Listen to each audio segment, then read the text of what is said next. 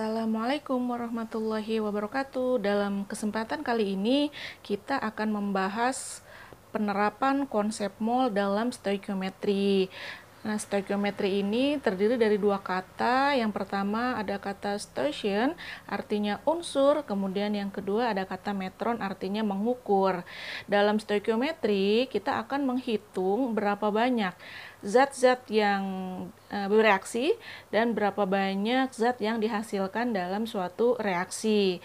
Tentunya kalau ada reaksi berarti ada persamaan reaksi kimianya.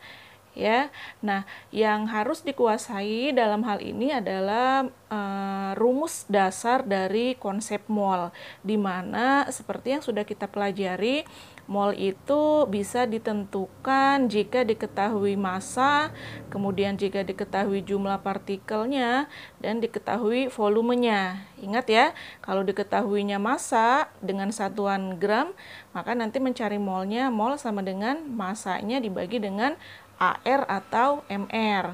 Kemudian kalau diketahui jumlah partikel, maka molnya sama dengan jumlah partikelnya berapa dibagi L, dengan nilai L-nya adalah 6,02 kali 10 pangkat 23.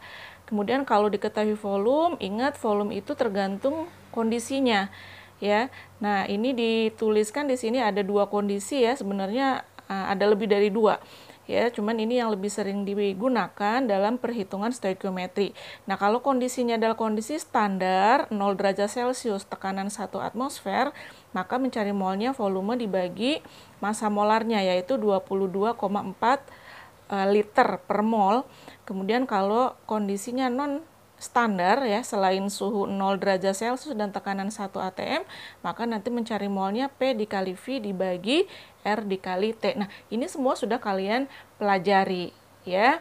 Nah, intinya dari tiga besaran ini ya, massa, jumlah partikel, dan volume ini akan saling keterkaitan.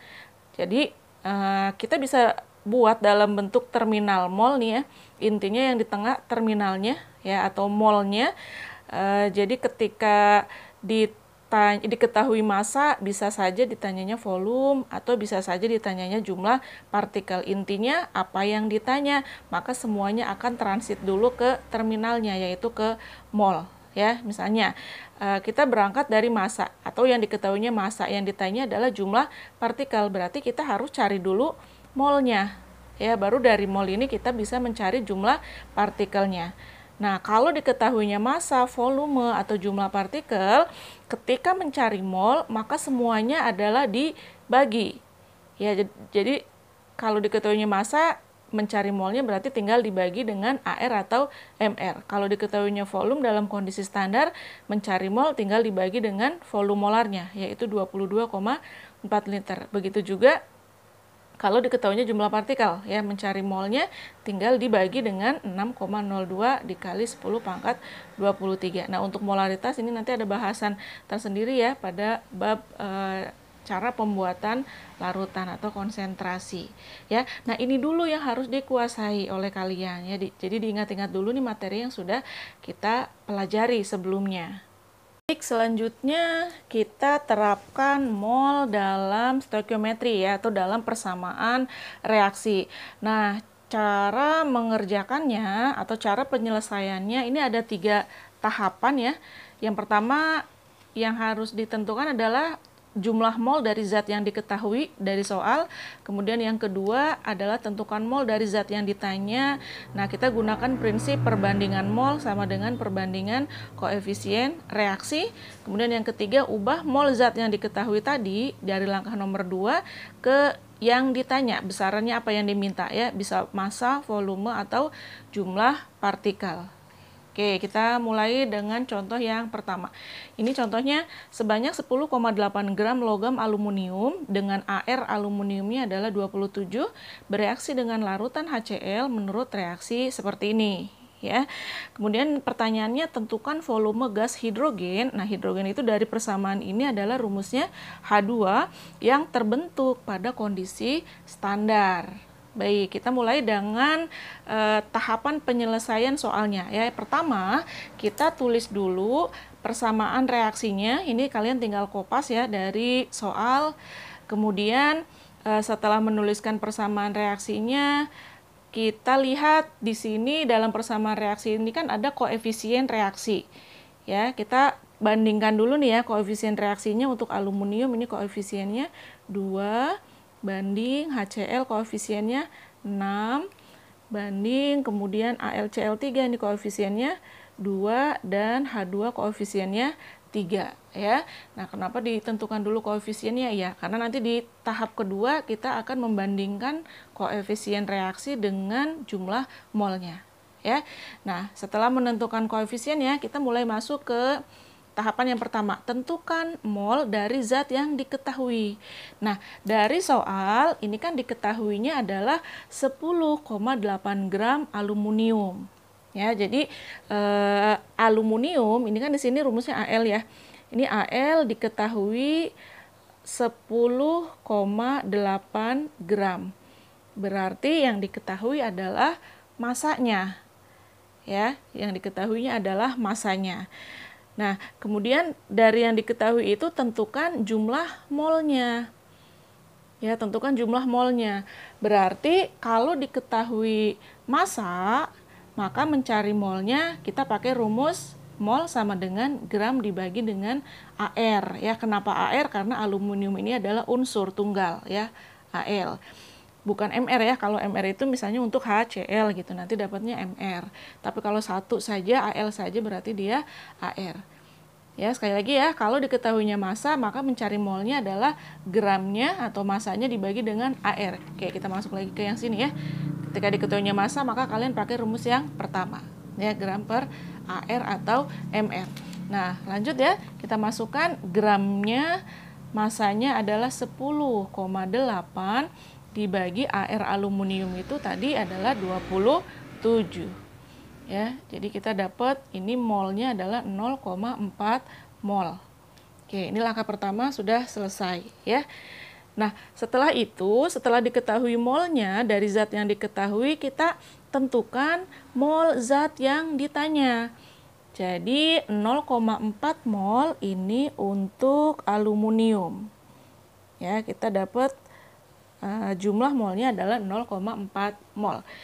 Ya, nah langkah berikutnya adalah tentukan mol dari zat yang ditanya. Ini ya, yang ditanya itu kan adalah berapa volume dari H2. Jadi kita tentukan dulu jumlah molnya dari H2 dengan cara membandingkan dengan koefisiennya ya. Perbandingan mol sama dengan perbandingan koefisien. Oke, kalian bisa pakai logika ya. Kalau koefisiennya 2, dia jumlah molnya adalah 0,4 mol. Berarti satunya berapa? Ya, satunya adalah 0,2 mol. Ya, nah kalau 3 berarti 0,2 mol dikali dengan 3. Jadi dapat molnya adalah 0,6. Ya, 0,6 mol. Sekali lagi ya, kalau koefisiennya 2, jumlah molnya 0,4 mol. Berarti kalau 3, jumlah molnya adalah 0,6 mol. Ya. Nah, atau kalian bisa juga pakai cara perbandingan koefisien yang ini ya. Jadi ditulisnya kan sebenarnya 0,6 mol itu dapatnya dari mana sih?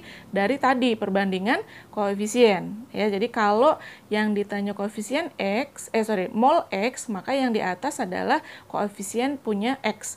Yang di bawah koefisien yang diketahui dikali mol yang diketahui. Nah, ketika ditanya mol H2, maka yang di atas adalah koefisien dari H2. Yang di bawah koefisien zat yang diketahui. Siapa yang diketahui tadi dari soal? Adalah aluminium. Ya, dikali mol yang diketahui adalah mol punya aluminium. Ya, sehingga kita dapat mol H2 sama dengan koefisien H2-nya 3 dibagi koefisien Al-nya 2 dikali mol zat yang diketahuinya adalah 0,4 mol. Ya, sehingga kita dapat jawabannya ini kan 3 dikali 0,4 1,2 ya. 1,2 dibagi 2 0,6 mol.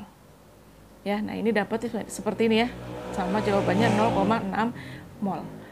Oke, langkah kedua selesai. Kemudian kita masuk ke langkah ketiga, ubah mol zat yang ditanya dalam besaran yang diminta. Nah, ini kan yang ditanya molnya adalah H2 ya dengan jumlah mol 0,6. Sekarang kita ubah ke dalam bentuk yang ditanya. Yang ditanya adalah besarannya volume ya. Yang ditanya itu kan adalah volume dari H2.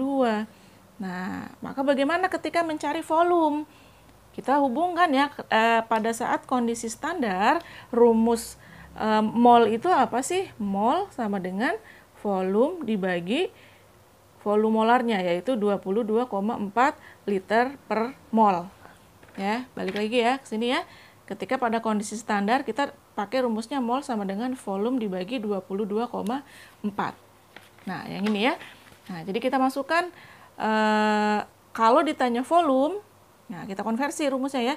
Berarti kalau ditanya V, maka ini tinggal dinaikkan ke sini ya. Jadi rumusnya mol dikali dengan 22,4 liter per mol. Jadi dengan mol H2-nya, nah ini molnya mol H2 ya. Mol H2-nya 0,6 dikali 22,4. Jawabannya adalah 0,6 dikali 22,4, 13,44 liter satuannya.